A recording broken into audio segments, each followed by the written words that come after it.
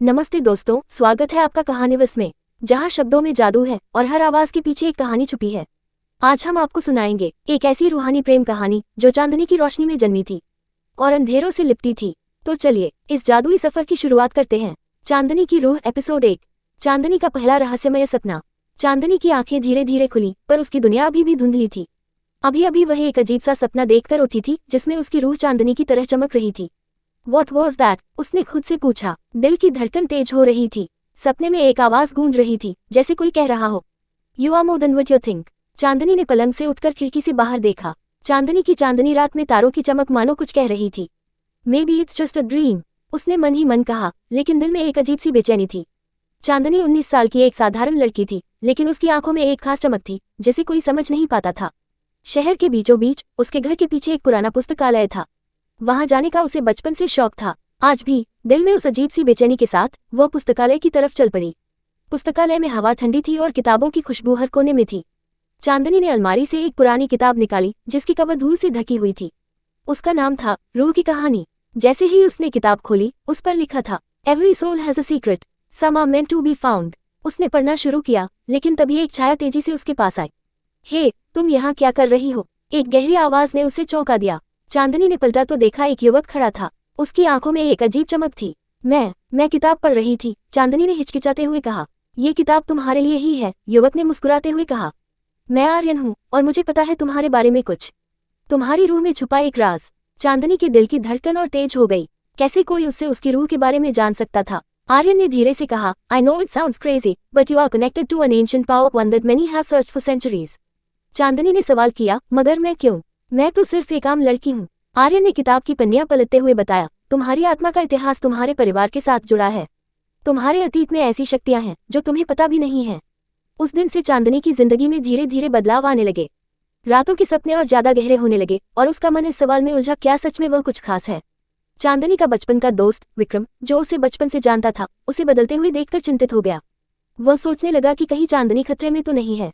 चांदनी, क्या तुम मुझसे कुछ छुपा रही हो? विक्रम ने एक दिन सीधे सवाल किया। चांदनी ने झिझकते हुए कहा, मैं खुद समझ नहीं पा रही। सब कुछ बहुत कंफ्यूजिंग हो रहा है। फिर एक रात जब चांदनी अपने कमरे में थी, अचानक एक हल्की सी चमक उसके हाथों में आई। उसने महसूस किया कि उसकी आत्मा में कुछ जाग रहा है। डोंट बी स्कैर्ड, एक आवाज कान में फुसफुसाई। This is just the beginning. तुम्हें अपनी ताकतों को समझना होगा। चांदनी ने गहरी सांस ली। उसके अंदर डर और उत्साह दोनों थे। उसे पता था उसकी जिंदगी अब पहले जैसी नहीं रहेगी। एपिसोड 2, अजनबी की आंखों में राज। पुस्तकालय की वो दोपहर कुछ अलग थी। हल्की सी धूप किताबों की खुली खिड़कियों से छनकर अंदर आ रही थी और कमरे में धूल की महीन परतें हवा में तैरती दिख रही थी। चांदनी अभी भी रूह की कहानी नाम की वो पुरानी किताब हाथ में लिए खड़ी थी, जब अचानक किसी की आहट ने उसे चौंका दिया।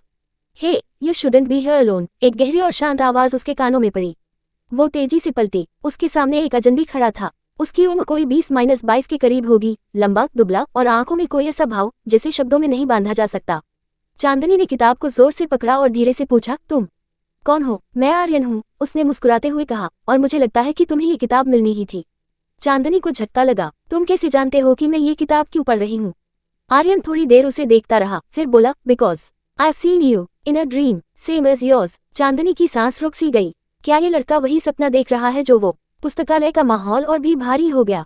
बाहर अचानक बादल घिर आए और हल्की गरज सुनाई दी। तुम मजाक कर रहे हो? चांदनी ने कहा, मगर उसकी आवाज में हिचकिचाहट थी। आर्यन ने सिर हिलाया। I wish I was, but you felt it too, right? जब तुमने इस किताब को हाथ में लिया, कुछ जागा अंदर। चांदनी ने खुद को रोकना चाहा, लेकिन हाँ, उसने महसूस किया था। दिल की धड़कन एक पल के लिए थम सी गई थी, जैसे उसके हाथों से एक बिजली सी गुजरी हो। कौन हो तुम? उसने फिर पूछा। आर्यन ने कुछ पल चुप रहकर कहा, मैं एक खोजी हूँ, एक रक्षक भी, पर इस बार मैं खुद भी नहीं जानता कि मुझे किससे बचाना है या तुम्हें। चांदनी की समझ से बाहर था कि वो क्या बोले। क्या ये लड़का कोई पागल है या सच में उसके सपनों से जुड़ा है? तुम ये सब क्यों कह रहे हो? वह बोली, क्योंकि तुम्हारी आत्मा यूनिक है। आर्यन ने धीरे से कहा, तुम सिर्फ इस युग की नहीं हो, तुम उससे बहुत पुरानी हो। उसका लहजा गंभीर था। चांदनी ने महसूस किया कि वो झूठ नहीं बोल रहा। उस दिन के बाद से चांदनी की दुनिया बदलने लगी। रात को फिर वही सपना आया, एक विशाल पेड़ जिसके चारों ओर नीली रोशनी थी, और उसी पेड़ के नीचे एक लड़की बैठी थी। वही चेहरा, वही आंखें, पर समय जैसे सैकड़ों साल पीछे चला गया हो। आवाज आए, चांदनी, तुम्हें जागना होगा, समय आ गया है। अगली सुबह चांदनी ने नाश्ते की मेज पर दादी को चुपचाप बैठे देखा। वो कुछ सोच रही थी।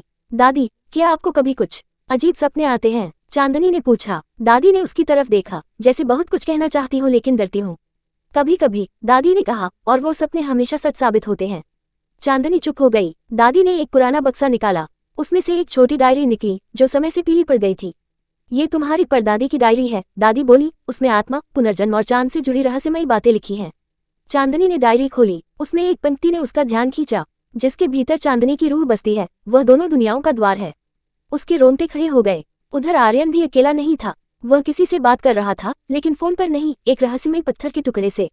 चांदनी ने किताब छू ली है, उसने कहा। पत्थर से हल्की नीली रोशनी निकली। एक आवाज गूंजी, तुम्हें उसे तैयार करना होगा, वरना जो जागेगा उसे कोई नहीं रोक सकेगा। एपिसोड 3, भूख की डायरी। पिछली रात की नींद जैसे अधूरी थी। चांदनी की आंखों के नीचे हल्के काले घेरे आ चुके थे, लेकिन उसकी आंखों में चमक भी थी, वही रहस्यमय चमक जो सिर्फ किसी नए रहस्य के पास आने पर होती है। उसके सिरहाने पर दादी की पुरानी डायरी रखी थी, जिसे उसने रात को पढ़ना शुरू किया था। लेकिन अब उस डायरी के शब्द उसके सपनों में घुल चुके थे। उसने डायरी के पन्ने फिर से पलटने शुरू किए। ग्रेटर देन, जिस दिन तुम्हारी आत्मा जागे उस दिन समय 2 हिस्सों में बंट जाएगा, एक जो तुमने जिया है और एक जो अब जियोगी। दादी मार्क सन 1871। चांदनी को समझ नहीं आ रहा था कि ये सब किसी उपन्यास की कहानी है या उसकी अपनी हकीकत। सड़क पर चलते हुए वो कॉलेज की ओर जा रही थी, लेकिन उसका मन दूसरी दुनिया में खोया था।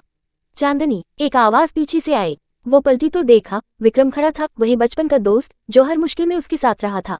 तू फिर से खोई खोई सी क्यों है? विक्रम ने पूछा। चांदनी मुस्कुराई। Just thinking, life is getting weird lately. तुझे पता है न, वियर्डनेस तेरे आसपास मैग्नेट की तरह खींचती है। विक्रम ने मजाक किया। वो दोनों हंस दिए, लेकिन चांदनी के चेहरे की मुस्कान थोड़ी नकली थी। पुस्तकालय के पीछे का रहस्य। कॉलेज के बाद वो सीधे उसी पुराने पुस्तकालय पहुंची जहां पहली बार आर्यन मिला था। लेकिन इस बार वहां कुछ और था, वही पुराना गलियारा जहां किताबें धूल से ढंकी थी, अब और भी शांत और रहस्यमयी लग रहा था। उसने उस किताब, रूह की कहानी, को फिर से निकाला। जैसे ही उसने पन्ने पलटे, अंदर से एक पुराना पत्र गिरा। वो पत्र परदादी के नाम से लिखा था। ग्रेटर देन, मेरी रूह अब इस दुनिया में नहीं, लेकिन मेरी चेतना अब भी इस पुस्तक में छुपी है। यदि तुम इस पत्र को पढ़ रही हो तो इसका अर्थ है कि रूह जाग चुकी है और चांदनी लौट आई है। चांदनी की सांस अटक गई। क्या उसकी परदादी भी चांदनी थी? पीछे से आहट हुई। तुम फिर आ गई। वो वही आवाज थी, आर्यन। इस बार उसकी आंखों में चिंता थी। क्या तुमने डायरी पूरी पढ़ी? उसने पूछा। हाँ, लेकिन जवाबों से ज्यादा सवाल मिल रहे हैं, चांदनी ने कहा। आर्यन ने उसके हाथ से डायरी ली और एक खास पेज खोला। उस पेज पर लिखा था, ग्रेटर देन, एक दिन रूह की शक्ति को 2 हिस्सों में बांट दिया जाएगा, एक जो उजाले को चुनेगा और एक जो अंधेरे में खो जाएगा। इसका मतलब क्या है? चांदनी ने पूछा। आर्यन गहरी सांस लेकर बोला, इट मीन्स तुम 2 लोगों से जुड़ी हो, एक जो तुम्हें बचाएगा और एक जो तुम्हें बर्बाद करेगा। चांदनी का दिल धड़क उठा। कौन है वो 2 लोग? उसने डरते हुए पूछा। आर्यन कुछ कहने ही वाला था कि किताब अचानक चमकने लगी। सफेद रोशनी पूरे कमरे में फैल गई। उस रोशनी में एक स्त्री की छवि उभरी, एक बूढ़ी औरत, सफेद बाल और आंखों में आत्मा जैसी चमक। चांदनी, मेरी प्यारी बच्ची, वो छवि बोली, तुम्हारे पास समय कम है। तुम्हें रूह का दरवाजा ढूंढना होगा, वरना जो आने वाला है वह सब कुछ निगल जाएगा। चांदनी ने डर और आश्चर्य के बीच पूछा, दरवाजा कहाँ है? लेकिन छवि गायब हो चुकी थी। आर्यन का चेहरा गंभीर था। That was your great grandmother, a soul bound to this book. She protected the secret for more than a century. और अब? चांदनी ने फुसफुसा कर पूछा। अब तुम्हारी बारी है, उसने कहा। बाहर हल्की बारिश शुरू हो चुकी थी। विक्रम सड़क पर अकेला खड़ा था, दूर से चांदनी को पुस्तकालय से बाहर आते देख रहा था। वो बुदबुदाया, something is changing and I don't like it. उसकी मुट्ठियां भींची हुई थीं। एपिसोड 4, रूह का दरवाजा। पुस्तकालय की दीवारें अब वैसी नहीं रहीं। चांदनी ने महसूस किया कि कुछ बदल चुका है, जैसे समय की दरारें उन दीवारों के पीछे छिपी हों। आर्यन ने पुरानी किताब को धीरे से बंद किया और बोला, इट्स टाइम। तुम्हें रूह का दरवाजा ढूंढना होगा। पर वो है कहाँ? चांदनी ने घबराकर पूछा। आर्यन ने जेब से एक चमकता हुआ नीला क्रिस्टल निकाला। ये तुम्हारे खून से जुड़े रूहों की आवाज पहचानता है। ये रास्ता दिखाएगा। रास्ता शुरू होता है एक गुफा से। शहर से दूर, पुराने किले के पीछे एक पत्थरों से ढकी गुफा थी, जिसे लोग भूल भुलैया की छाया कहते थे। कहते हैं वहां से लौटकर कोई नहीं आया। तुम्हें वहां अकेले नहीं जाना चाहिए, विक्रम ने चांदनी से कहा। पर तुम कैसे जानते हो मैं कहाँ जा रही हूँ? चांदनी चौंकी। विक्रम ने चुप रहकर कहा, मैं तुम्हें बचाना चाहता हूँ, चाहे कुछ भी हो जाए। उसकी आंखों में एक अलग सी गहराई थी। गुफा के बाहर आर्यन और चांदनी। गुफा के दरवाजे पर पहुंचकर आर्यन ने क्रिस्टल को हवा में घुमाया। नीली रोशनी दीवारों पर लिखे रहस्यमय चिन्हों को उजागर कर रही थी। ये लिपि प्राचीन रूह जगत की है, आर्यन ने कहा, तुम्हें इसे पढ़ना होगा।